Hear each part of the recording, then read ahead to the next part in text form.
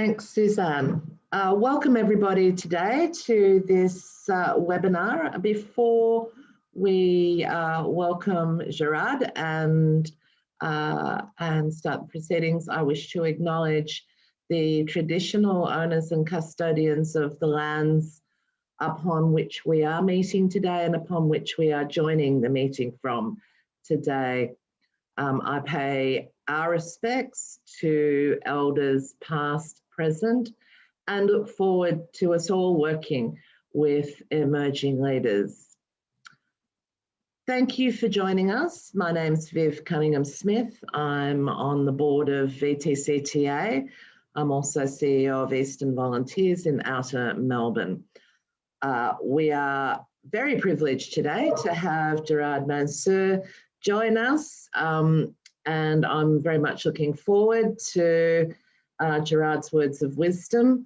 But just to introduce Gerard to those of you who have not met him, and please excuse me, I'm going to do this to read his bio on my other screen, but Gerard is a highly respected and passionate advocate for the needs of older people, with over 30 years of leadership experience within the aged and wider community services sector. In 2013, Mr. Mansour was appointed as the first ever Commissioner for Senior Victorians to provide advice to the Victorian Government on issues relevant to Senior Victorians. And I this year have joined that group, so I'm extremely pleased to have Gerard advising on my needs as well, including the ability to live healthy, dignified and productive lives, and on social engagement and empowerment of senior Victorians, very important. In 2016, Gerard's role was expanded to include acting as an ambassador for elder abuse prevention to give older victims of family violence a voice, very important, and raising community awareness of elder abuse. Gerard was luckily reappointed for us a further 4 years to his term in 2019. And current priorities include isolation and loneliness of older people, what it means to age well, and prevention and response to elder abuse. So with that introduction, I will hand over to Gerard to talk to us today on the Royal Commission into aged care quality and safety, with a view to particularly the two questions that were listed in the agenda, which is dear to all of our hearts: the role of community transport in enabling senior Victorians to age well, and thoughts on the Royal Commission impacts for the community transport sector. So thank you, Gerard, for giving us your time, and I will hand over to you. Thank you very much, Viv, much appreciated. And I'd also like to start by acknowledging the traditional owners, the many different lands that we're meeting on today. I'd like to acknowledge them as the longest living civilization in the world and how fortunate we are to live on their land. And I'd like to pay my respects to their elders, past, present, and Aboriginal elders from other communities who may be joining us today. I'd also like to acknowledge the enormous importance of the work that all of you do. I know you're connected with community transport in a number of different ways, and there's no doubt that the support that people receive from age 60 is critical to what's available in their local community. Before I make some observations about the Royal Commission, I'd like to share with you some findings of my own report on ageing well, which I tabled last year in November, and the government released, because I do think it sets a context for me for how to view the findings of the Commonwealth Royal Commission into aged care. My role as Commissioner is much more focused on state government. I report to the state government, and a significant part of my work is on the journey for people from age 60 onwards. And obviously a part of that, much towards the latter phase for many people, is the issue of aged care and aged care services. My role is much more broad and much wider than that, as I know most of the work you do covers people from a whole range of backgrounds, could be people with disabilities, etc. So I'd like to paint a little bit of a picture, and kindly Courtney's joining me, so I'll put up a PowerPoint presentation. And if we go to the next slide, thanks Courtney.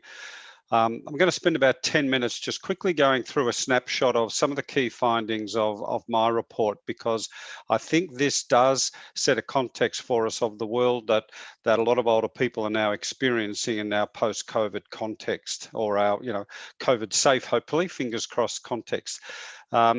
So I did a significant piece of research, a survey completed by nearly 5,000 senior Victorians, and then in-depth conversations with over 230 older people.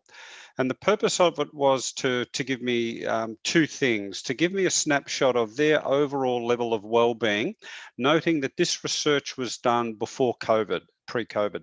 So that's a really important context. And secondly, to help me build a framework of how older people can best approach aging well. And it's that I want to share with you today. So if we go on to the next slide, thanks, Courtney. So this tells us a bit of a story and a narrative about the older people who filled in the survey. And I would be the first one to acknowledge that any online tool with older people is always going to have a bias, and a bias towards those people who are clearly computer literate. And whilst we did a number of things to try to broaden the opportunity for people to participate, I'd have to acknowledge that. But notwithstanding that, that was one of the key reasons that I was also involved in extensive communications in a deep dive way with individual older people. 42% of people who responded to the survey think about the future with a lot or some concern. 41% feel lonely often or some of the time. And then about 1 in 5 people fit this next category of 3. Have little or none of the love or friendship they want, little or none of the enjoyment and pleasure they want, and little of the things that make them feel valued and give them, enjoyment and pleasure in life. And only a very small proportion of the respondents were people that are not independent. So we've got a significant story here about people who are living in the community, where at least 1 in 5 of people before COVID were facing significant challenges in how life was for them. If we go on to the next slide, thanks, Courtney. In the survey, we asked people to respond to a whole series of variables that we picked up from international literature in the areas of health, social well-being, and independence. And these are the ratings that of only the highly important category. And so people are filling in a survey, they're rating things from highly important right through to not important at all. So this gives us a very strong message about the things that older people themselves see as critical to their journey of aging. You can see the standout number 1 is secure housing and accommodation, and we all understand the critical importance of that. But then you'll see that a number of the other elements are central to what happens at the local community level and what happens in terms of their ability to move around the community. From the conversations with older people, I can draw a very broad conclusion that as people get older, they tend to spend an increasing proportion of time within their local community. And what happens within their local community then becomes increasingly important to them. And so issues like personal mobility, feeling safety in the community, being able to move around the community, social interactions with friends and family are all critically important parts of how they see their well-being.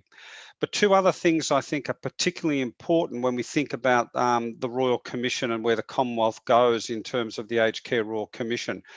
The critical importance older people put on self-management of health, and the importance they attach to independence in decision making. And I'll say a little bit more about that as we move along. If we go to the next slide, thanks, Courtney. So from the survey responses and from the feedback from older people in the deep dive conversations, bearing in mind that I was able to draw from 27 different local government areas, the responses from people in smaller groups that we conducted around the state. And there were 8 clear attributes that I'd like to quickly point out a couple of those to you in a couple of minutes' time. But I just want to make an overarching observation about why this activity was particularly important to me. I was wanting to get a lens of how older people themselves perceive the journey of growing older. What are the things that they consider most important? And what are the things that drive their approach to get the best outcome from life possible? And these 8 things have 2 roles for me now that I've got the clarity of what older people themselves say. The first is to guide policy work. So for people like myself, researchers and others, to take these and look at these in a bit more detail and build on them in different platforms as we go forward. But the second and equally important reason for me is to guide my conversations and my communication with older people themselves so that we can learn from others. And as people say are approaching, as Viv, that magical age of 60, that wonderful chance that we have to look over the horizon and have a whole lot of opportunities as we move through our seniors years, we can each of us think about that these are 8 key attributes that if we understand what they are, they can guide our own individual journey and we can learn from others that have moved through the journey ahead of us. And if I go to the next slide, thanks. So I'd like to start with these 2 ones because I think they're central to how older people see the journey of aging, and they are, whilst the 8 aren't in priority order, these 2 stand out to me as central attributes. The first is that having a positive attitude to aging. You need to have a positive attitude to age well, but you need to have a sense of realism and acceptance that you'll need help one day. So this is a really important part of how older people themselves perceive the journey of aging.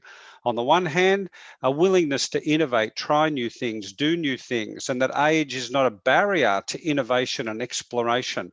And we see that in so much of how many older people, how so many older people respond. If you think about the re-emergence from COVID, some of the first people to re-emerge were older people who are back then connecting with their grandchildren, groups, being involved in their local community. But it's equally true to say that they'll be some of the last people to reconnect, people that are concerned about their well-being. And the positive attitude part of it is a really important driver for older people. A second critical driver is having meaning and purpose in life.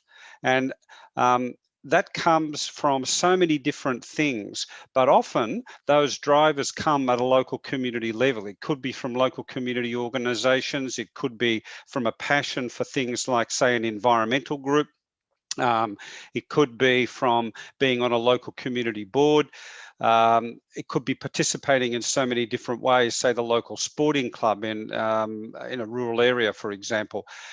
One of the observations and the bits of feedback I got from older people is that the meaning and purpose in life for so many of us changes as we move through those seniors years. The robust people will find and move to that without really much thinking. But for lots of people, that creates a very significant challenge and barrier. That as they, for example, move out of a particular role in the workforce, or when their role in the family changes, or when their community changes around them, that the things that drive them and get them up in the morning and give them spring and bounce are things that change, and they struggle to reconnect with those. And so you can see with those 2 why community transport and community and local community is so central. The ability to participate and be involved at a local community level is so central to the well-being of older people. If we could move on now, thanks, Courtney. The next two, and I'm not going to go through all of them in a minute, I'll just show you a link, and we're happy to make this presentation available so that people can look at my report in a bit more detail. And when I publish the report, we've got two versions. There's a summary report that's just got the highlights, or the more detailed one. So we'll give you the link to those towards the end of my presentation. Not surprisingly, being connected to family, friends and society is absolutely central to the well-being of older people. And the comment, and in my report I've put wherever I could the quotes of older people themselves. If you stay at home, you just look at the brick walls. You could see from the earlier painting of the narrative of the overarching experience of so many older people, around about 1 in 5 have significant challenges in finding the love and friendships and relationships and connections that they want. A subset of those then, of course, are battling with the challenges of isolation and loneliness. And so when we think about the role of transport and we think about the role of the community, for me, it was really important to paint that in the picture of these attributes, because transport and connections are so central to the well-being of older people in so many different ways. And it's not just about clearly transport for its own sake, it's central to the well-being of older people. And there is a particular attribute, being able to get around, that clearly is important to older people, and access to transport, being able to get to clubs, events and appointments is central to that. But there's also some particular challenges that sit there for older people within this particular attribute. I mentioned earlier the issue of independence for older people. One of the really significant issues along that life journey is the point at where older people are starting to deal with some frailty or mobility issues that could challenge their ability, for example, to drive. That starts to threaten the core value of independence that so many people hold so dearly to them. And so the attributes as a whole are underpinned by aspirations of independence and control of one's life. Thanks, Courtney, if we could move on. And so just a quick summary of those before I then move on to some observations about how that links with the Royal Commission. So in my report, some of the key high-level trends that I've pointed out is the issue of ageism, including internalised ageism. Now, I haven't talked much about that, but that's where older people don't feel that they get the respect and acknowledgement from the community that they want, and that can have an internalised part where they don't act on their needs in a timely manner. And so, for example, we know that the Commonwealth has an extensive waiting list for people to access home care packages. But what became clear to me that there's another waiting list that I call the personal waiting list, where many people battle for 1, 2, 3, 4 years between the period where they're starting to recognise a need and when they're acting on that need. So I think there's a significant issue for us to look at about how we can help older people recognise that reaching out early on as their needs arise, in fact, enables their independence. It doesn't undermine it. Being in touch with a changing world, and you can see how connections and transport are so critical. But through the whole COVID experience, those with lower levels of digital inclusion found themselves often facing other levels of exclusion and barriers. And so I think a significant issue for us moving forward are the digital connections in the digital world. Older people are expressing a very strong desire to age and remain in their own homes, in their own community. I think sometimes that's a bit misunderstood. I think older people, when they talk about that, don't necessarily mean they want to be in that one physical dwelling. They want to be within a particular community. And so there is an importance for us to continue to look at housing. And so, for example, the enormous investment by our state government into public and social and community housing is so welcome from an older person's perspective, because of their own aspiration to age as far as they can within their own home and their own community. And clearly being connected and moving around with their local community is fundamentally important, as is their aspiration of independence. And so the next slide, thanks, Courtney. And so where we're moving to with this particular report from a Victorian perspective is my report's been to Cabinet. There's now a Senior Victorians Ministerial Advisory Group that I'm chairing, and an Ageing Well Interdepartmental Committee that will develop some proposals for Cabinet to go back later this year. And so just quickly, some of the emerging issues that we've already identified through the discussions at the advisory group level is the critical importance of older people safely and confidently reconnecting. We can't assume that's going to happen. Addressing isolation and loneliness, addressing the digital divide, improving community transport, addressing the risks of elder abuse, and increasing access to care and support, health and mental health. And on the final slide, there's a link to my report, and we'll circulate that. So if you just go to Seniors Online, and you can access a copy of the full report or the summary report. And for those of you that don't know, I do have a social media presence through Facebook and LinkedIn. So if you'd like to connect with me there, you're more than welcome to. So thanks very much, Courtney. If we take that down now. And I'd just like to make a couple of then observations about what that means for the Aged Care Royal Commission. Clearly, all of us are now waiting for the Commonwealth budget, which, if it follows the pattern that's normal, it'll be around about the second Tuesday of May. They haven't announced the exact date yet, but we're looking sort of that sort of time frame. And the Commonwealth Government has made it clear that its response to the Aged Care Royal Commission, its substantive one, is going to occur through the budget. In my observation, there are a couple of things that are fundamentally important for older people that I'd like to bring to your attention. The first is the Aged Care Act itself. There's a very strong view from the advisory group that, and we've provided this feed in the process of providing this feedback to the Commonwealth, that we need to take a rights-based approach to our whole view about aged care.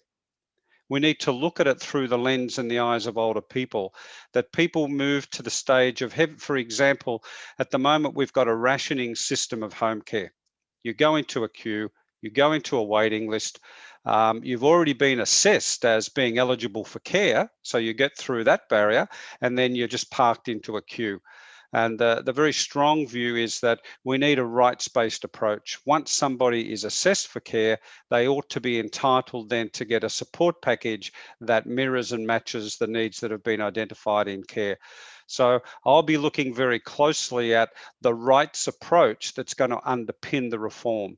Is the Commonwealth going to take more of a rationing financial management, financial control system, which is really the rationale for what we've got today? So if you say to yourself, why would a government have a system like the one that they've got? It is a financial management, financial control mechanism. That's essentially what they do. So the Commonwealth can, in any particular year, have a reasonable amount of clarity about the supply-demand curve because it's controlling the provision of supply. So is the Commonwealth going to remain in that space of thinking about the critical issue of home care, which is where most of the attention of older people will be? Or are they going to move to what older people themselves very clearly have articulated, both to the Royal Commission, but also through my report, the sense that we should have a rights-based approach? If I have an assessed need within a reasonable period of time, I ought to be able to have access to that sort of support. Is that a radical concept? I don't think it is. It's really what underpins our NDIS system that was a major piece of reform. And for people that are moving into the NDIS system, once they're assessed, there is an expectation that a package will be developed that will go a significant way towards meeting their needs. So why would we as a community perceive aged care and the rights of older people in a different way? Is it that there's some sort of subtle form of ageism at place? Or is it that we can convince the Commonwealth through all the feedback that we've got and the Royal Commission that older people ought to have a right to support? And so I think, to me, that's the central point that I'll be looking at. What's the type of underpinning approach that the Commonwealth's going to take towards aged care? The second is the critical importance of social connections, social well-being to older people. Aging well isn't just about a narrow approach to frailty and a narrow approach to medical connections. And the whole desire and basis of older people to remain in their own home needs to be coupled with an understanding that older people want to retain as much independence in their decision making as possible. And so social supports and social connections are critical. And the recommendation that I think is an important one from a community transport point of view is recommendation 33, that does acknowledge the fundamental importance of social connections and does point to the Commonwealth to have a grant funded system. So instead of having a model, because there are a number of different ways that could be delivered from a funding point of view, including, for example, asking each individual to make a contribution out of their own package. But clearly the Royal Commission heard the message, and many of you, I'm sure, will have made submissions, and many of the peak bodies would have pointed to the critical importance of a grants model and a grants approach. It's from the Commission's point of view, and I think they've got their finger on the pulse here. We need to see access to transport as like an infrastructure base that people have access to, rather than a supplementary add-on for those that are interested. It's a core element of what older people want. My observation that I mentioned earlier, that for many older people, the journey of aging brings with it an increasing focus of what's happening in their community. And most of our transport systems, when you think about it, are working on a hub and spoke model, moving in and out of central points. Like in Melbourne, it's obvious we're moving in and out of Melbourne in most of it, and we've got a bus network where in a number of places that try to connect that up. But from an older person's point of view, that creates a significant gap. The ability to move around their community, rural locations, regional locations, are central things that older people see as critically important, that came through not only in my research, but in the feedback already to the advisory committee. And so I think what the Commonwealth does in this space is particularly important. So I might stop there, Viv, but I tried to cover off from my point of view about and this, as a commissioner, this is dear to my heart. What are older people themselves saying? What can we draw from the conclusions of older people? And that's my core role. As a commissioner, my core role is to give them a voice. And that's why I thought it was important to set my views in the context of what older people have just talked to me about in my report about aging well. Thanks, Viv. Thanks, Gerard. And what you've said there resonates for all of us in what we see on a day-to-day basis with the older people that we're transporting, absolutely, and that real necessity of connection. Now, I would like to also acknowledge Sarah Leslie from the Department of Transport, who Sarah is the Director of Transport and Environmental Policy in the Policy and Reform Division of the Department of Transport, and is here, and we'll take questions on notice. But if anyone does have a question for Gerard, could you please use the chat function? But I'm actually going to start the questions off, Gerard.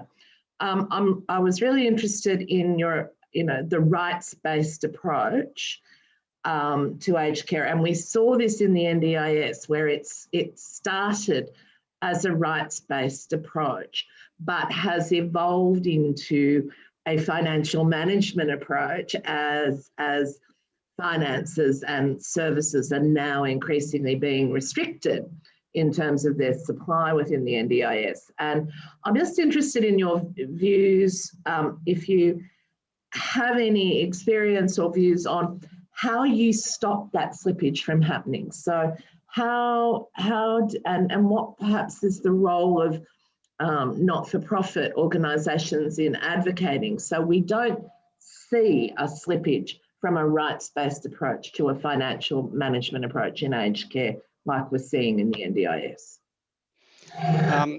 I think there are a couple of things. One is that all the work that you all do already, and you mentioned the advocacy word there, Viv, that's absolutely central.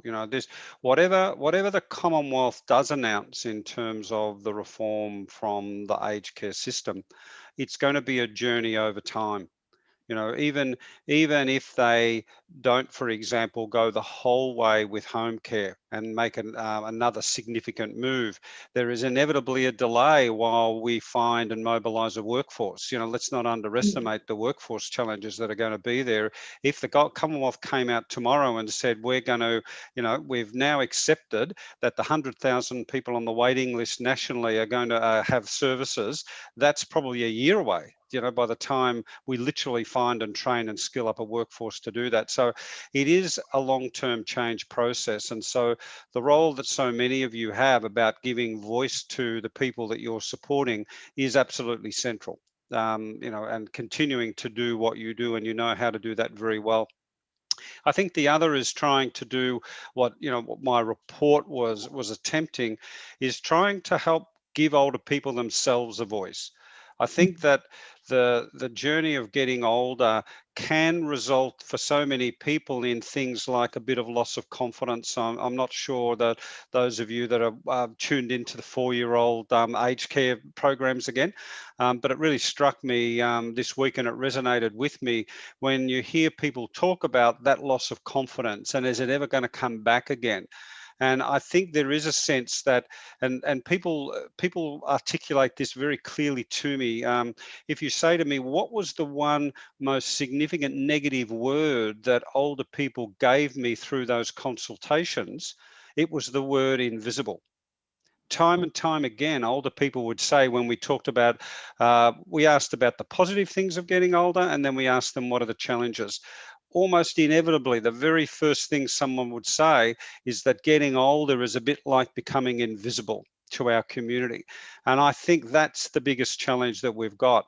If older people can have a visibility, can have a voice, then they'll be much more seen and known within our community. And so I think in the longer term, that's a really critical issue for all of us, thinking about ways not only that organisations can advocate on the behalf of older people, but older people themselves can find a voice. And I do in my meetings, Viv, I'm just getting out and about again, like so many people, but I often end my meetings with older people. So for those of you that, you know, maybe don't know about how my role, I spend about half of my time in a pre-COVID world in the community talking with groups of older people in so many different ways. It could be a youth university of the third age, it could be a local government group that's been organised. So I spend a lot of time talking with older people. I'd often have 50 to 100 people in the room. But I try to finish by reminding them that part of my role as a commissioner is to give them a voice. But the best voice they've got is their own one. And to remember that they can write letters, they can ring up talkback radio, they can go and see people and express their views strongly. And I think that's a critical part of it, to remind ourselves, how do we continue to enable older people and encourage older people not to allow themselves to drift into this sense of invisibility, but continue to have their voice as they age. So I hope that makes sense there, Viv.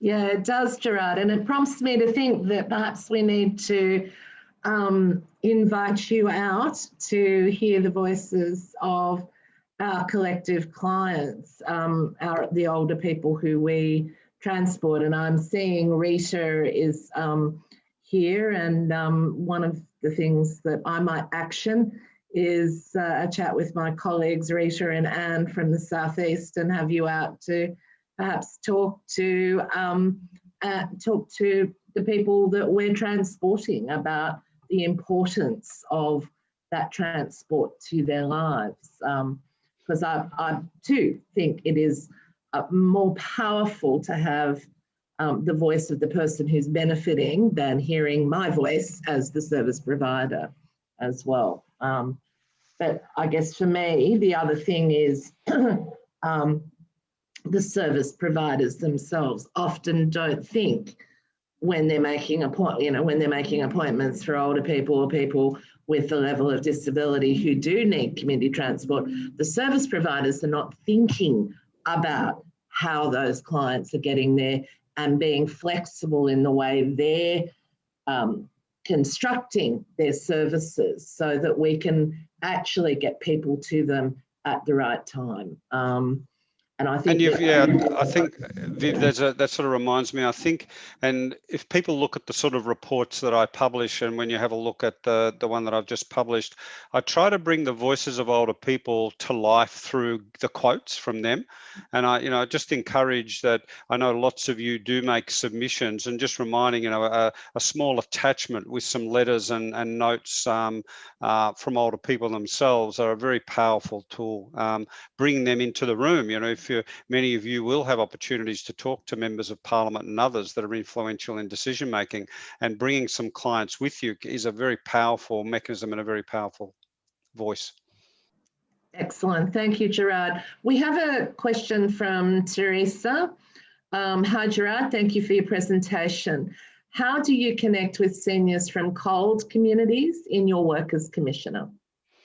Yeah, look, a really important part of my work is to think about communities and areas within our community that don't necessarily have a voice, and there's a whole series of those. I have in my mind, I have like a grid that I work to, and people from cold communities are a very significant part. I work with people like Vivienne from the Chair of the Victorian Multicultural Commission. We're very much involved in conversations about significant issues. I meet regularly with some groups of people that represent a subset of that, which are what I'd call the emerging communities. I think one of the groups that are most disadvantaged in our community are older people that have come into our Victorian state, say in the last decade, but they've come in under family support visas, where their children have brought them into Victoria, but those children haven't grown old in Victoria.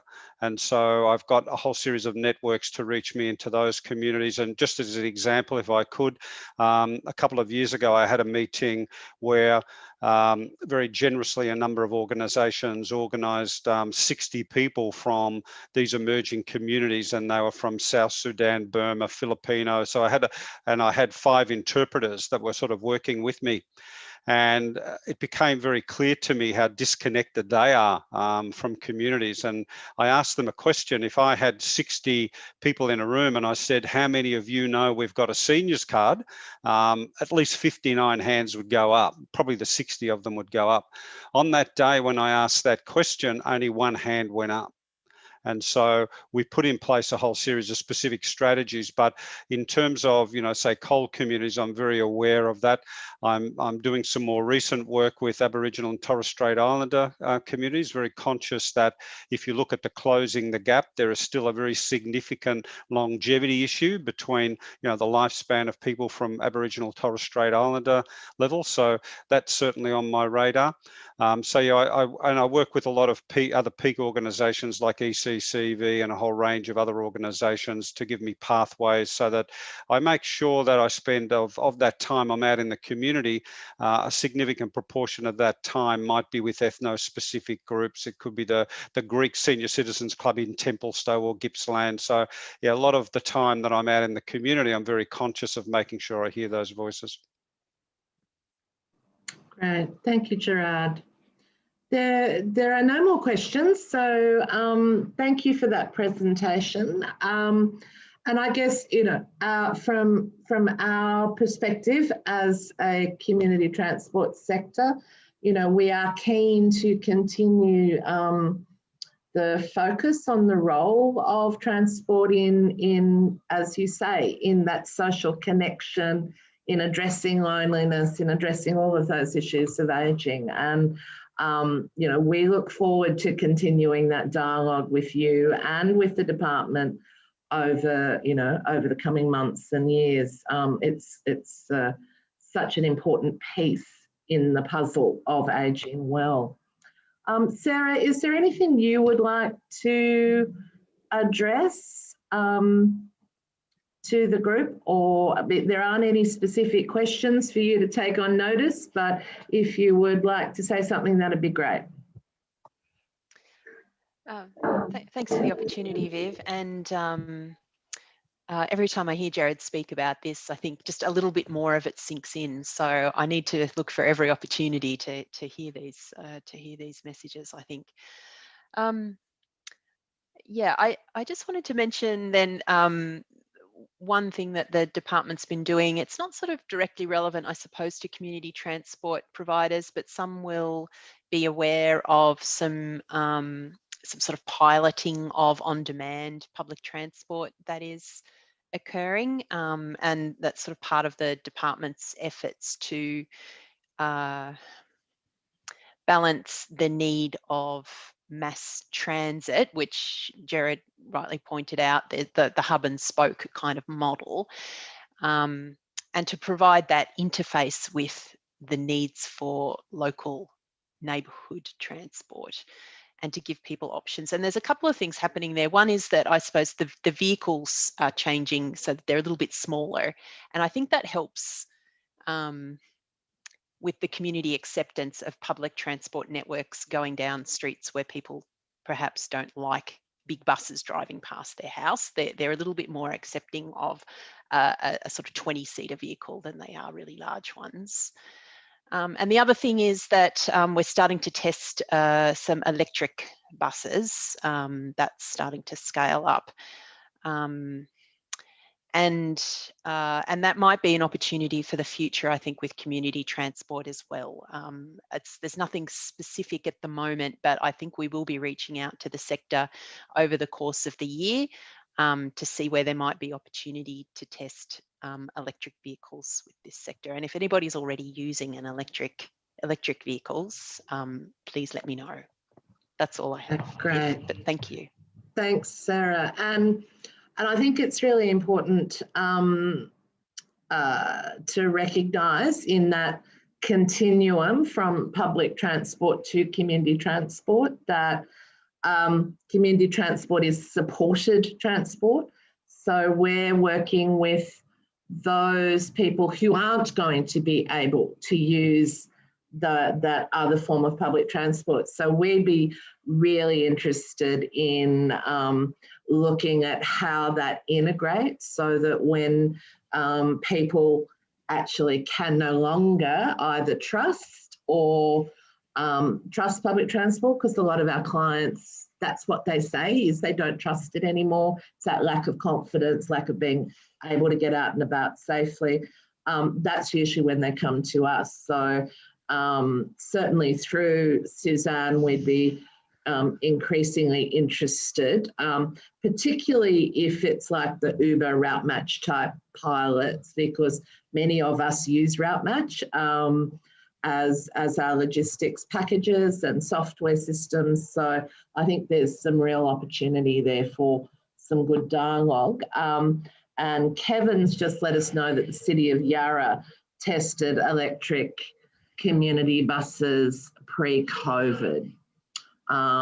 Still in IUR plans. Kevin, is that that might be a typo, but it's still it was our plans. Our plans, still in our plans. Thank you, Kevin. So perhaps a connection there might be useful, Sarah. And Edward says we'd actually probably all be interested in your recommendations eventually on the best type of electric buses, because as you know, many of us use buses as well. So some of that work could advise our capital assets plans as well. Yeah. Yep. Okay. I'll take that away and come back to you on that. So yeah, I probably don't record actions or something out of this, but I'm a public servant. Record an action, and I'll come back to you. Yep. Thank you, Sarah. Thank you. That's great. Well, as there are no more questions for Gerard or Sarah, I will call this part of the meeting closed. And I know there was some earlier questions that are not to Gerard or Sarah, but are just kind of internal questions among the network. So I'm happy if Gerard and Sarah would like to bid us farewell so that we don't waste your precious time and we can just deal with those questions together. So Gerard, Sarah, thank you for giving us your time. That has been awesome today. Lots and lots and lots of generation of ideas. So thank you. And have a lovely day.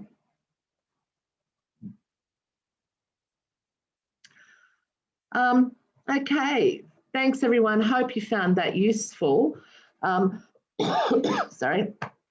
There was just a couple of questions earlier on. Richard wanted to know about whether there'd been any changes to the number of passengers in vehicles. And also Kevin posed the question around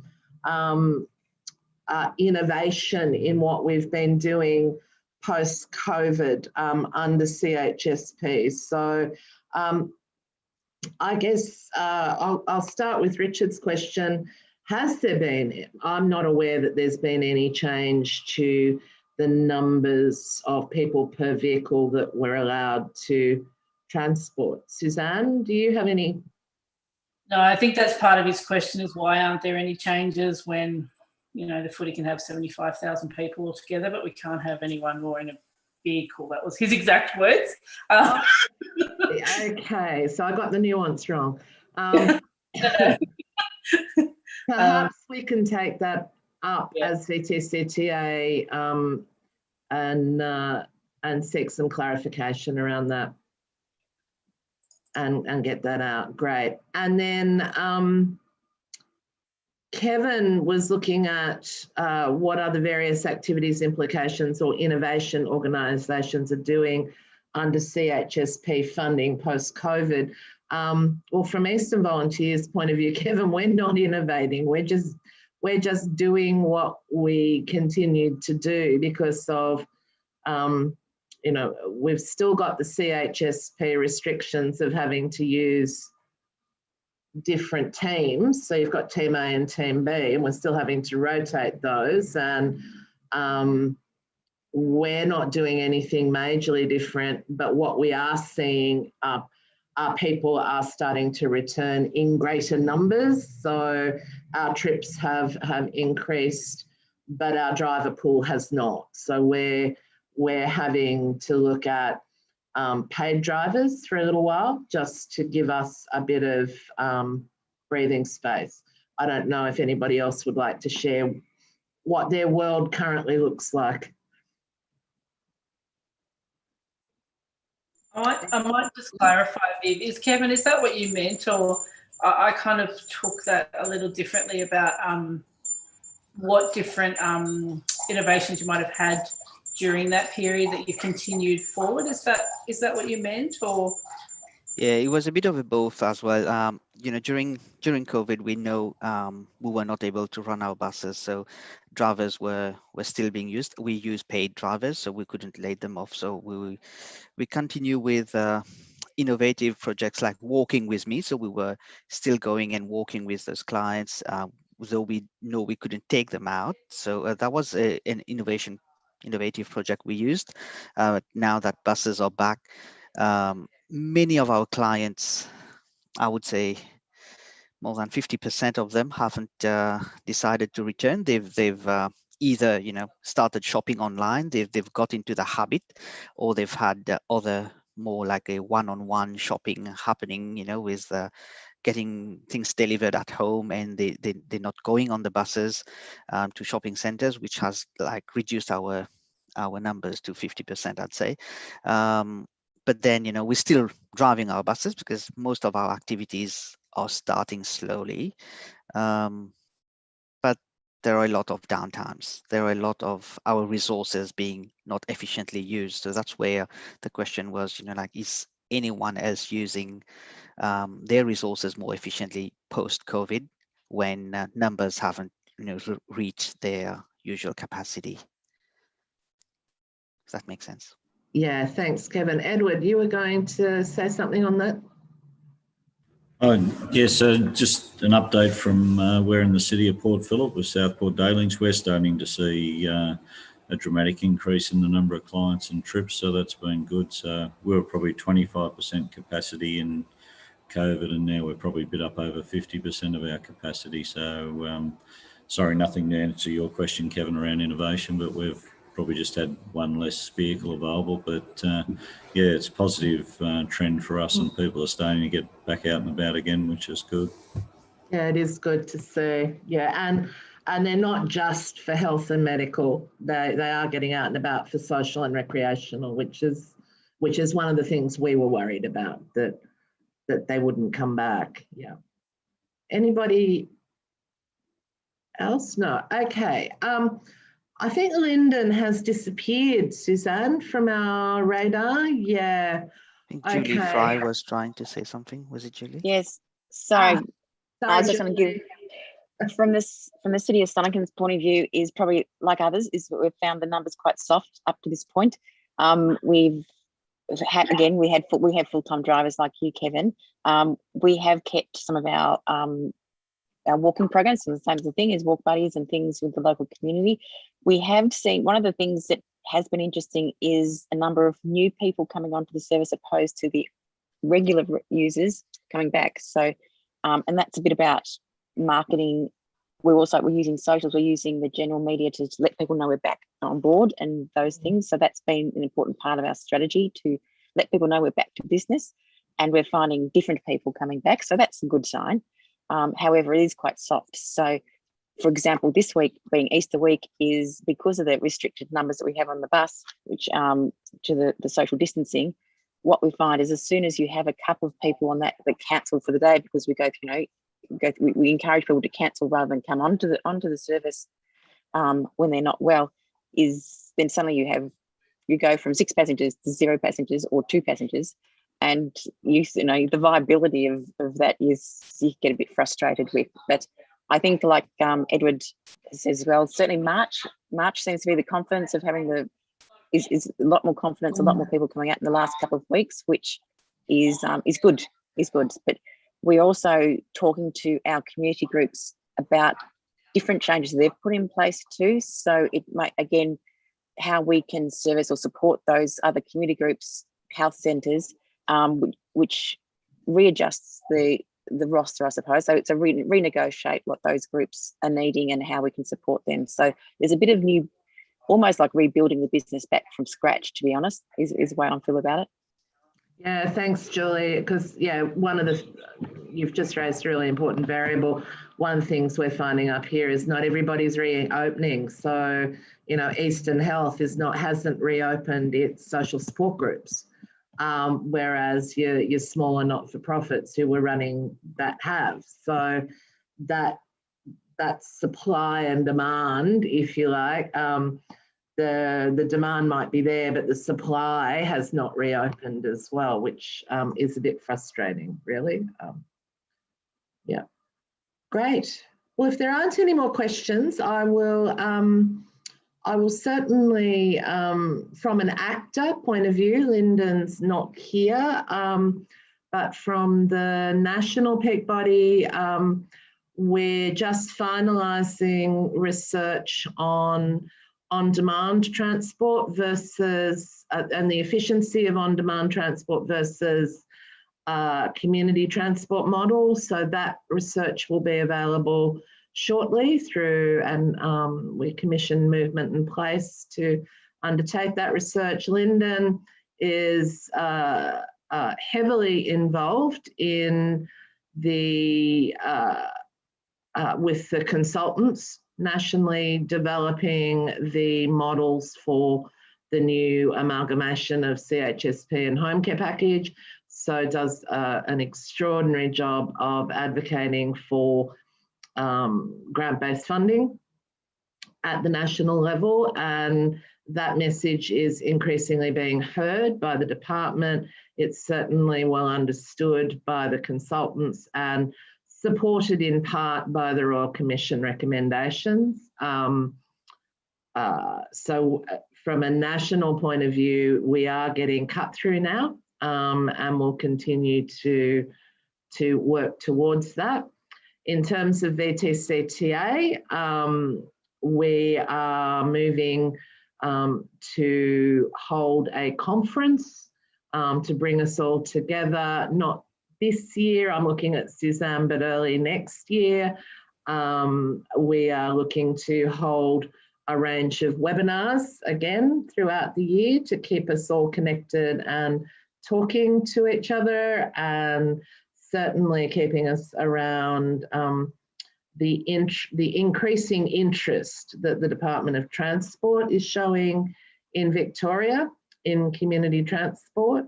You may all be aware that, you know, we've always had the issue that the Victorian, because a lot of us sit under HAC funding, we're in DFFH, that we've kind of been a bit invisible as community transport, but that, thanks to the work Suzanne is doing, is starting to change. So, you know, we're very hopeful as a board that we'll be able to have increasing dialogue in government between transport and DFFH around where community transport fits in to the overall continuum. So we're quite excited by 2021. Suzanne, is there anything you want to say before we leave on any of that? No, I think you've covered everything. Thank you. That's okay. So thank you everyone for joining us. I hope you found that session extremely useful. I'd encourage you to use Gerard's words in your own advocacy. And if you can, get him out to speak to clients and groups of clients, because the more we keep transport in front of him, the better. And he's certainly a very good advocate for us at the state level. So thank you. I wish you all a happy rest of the week and a restful weekend. See you next time.